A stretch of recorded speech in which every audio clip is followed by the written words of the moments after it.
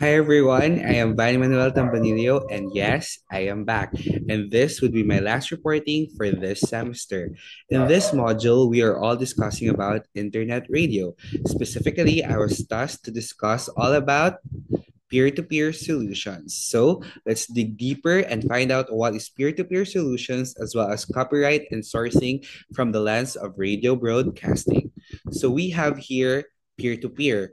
So the question now is, what is peer-to-peer? So basically, peer-to-peer refers to the general networking model where each listener can also act as a broadcaster or relay, redistributing the stream to other listeners. This approach contrasts with the traditional client-server model where a central server streams content directly to each listener.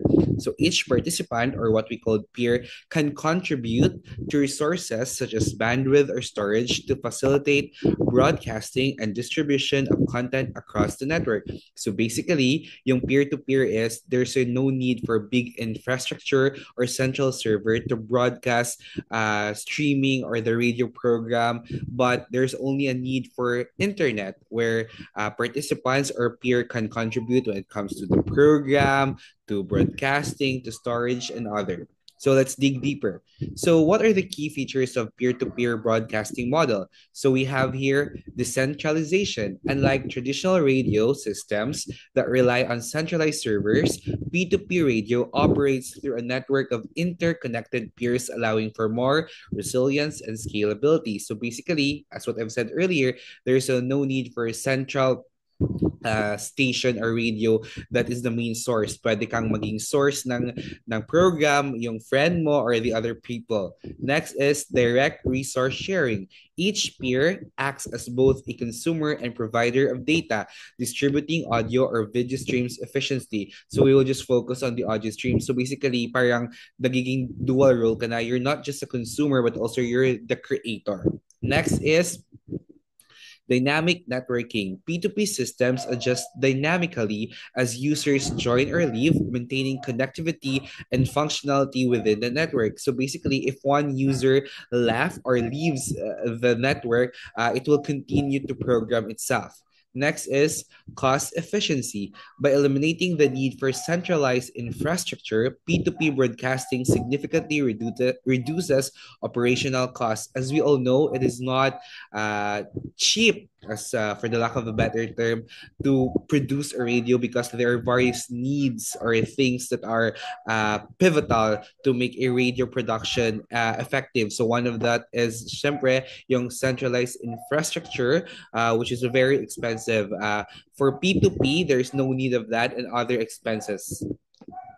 So let's proceed. So what are the benefits of peer-to-peer solutions? So I will mention the following benefits, and some of this will be a little bit encompassing with the key features. So we have here P2P, as mentioned earlier, there's also decentralization. So there's no need for central server now.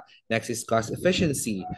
More affordable siya and mag-reduce yung cost by distributing the workload across peers rather than relying on expensive centralized infrastructure.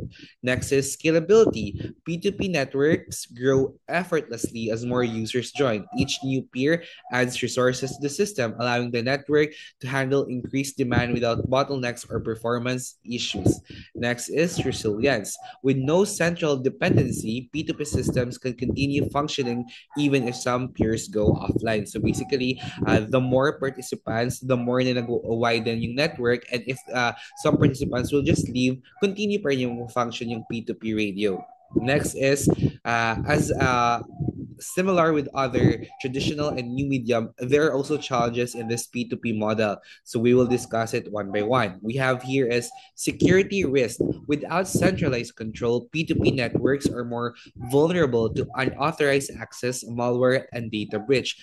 So as we mentioned earlier, there's no centralized system.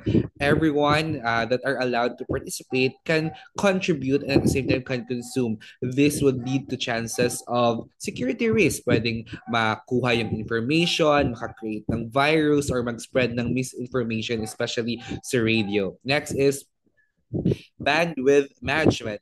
P2P systems rely on participants to provide bandwidth, but uneven contributions or limited bandwidth availability can lead to network congestion and slower performance. As we all know, yes, may freedom that everyone can join, but not everyone has the same access or the same internet speed. So kapag the other participants have different or have a slower internet, this could affect the performance of the radio program or the radio network.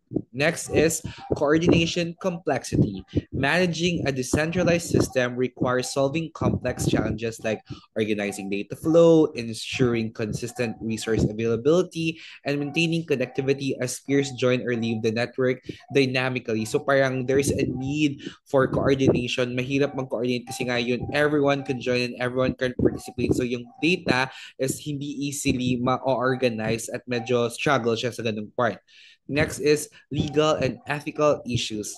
The decentralized nature of P2P networks often raises legal concerns such as copyright infringement or illegal file sharing. As we all know, everyone is involved and everyone are not equipped with what we call copyright or intellectual property rights. So they will just use this kind of music, this kind of idea. So it could lead to legal cases and ethical issues. And at the same time, yeah, as what I've said, legal file sharing. Na everyone is just sharing files without the permission or the consent of other people involved or those people who owns those files.